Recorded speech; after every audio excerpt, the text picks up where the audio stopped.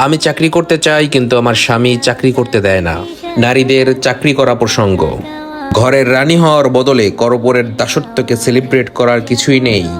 নিজের জীবন, যৌবন, সংসার, সন্তান সবকিছু তছনছ করে অন্যের প্রতিষ্ঠানের শোভা বাড়ানোর বদলে নিজের সংসার জীবনকে তিলে তিলে গড়ে তোলাই গৌরবের।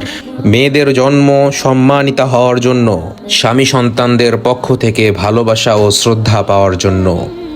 কর্পোরেট কামলা হয়ে আধুনিক দাসত্বের গ্যারাকলে পড়ে নিজের যোগ্যতা ও সৌন্দর্যের অপচয় করা নারীর জন্য শোভনীয় নয়। যোগ্যতা থাকলে নিজের সংসারে বসেই বিশ্ব জয় করা যায়, জীবনের সর্বত্র এর স্বাক্ষর রাখা যায়।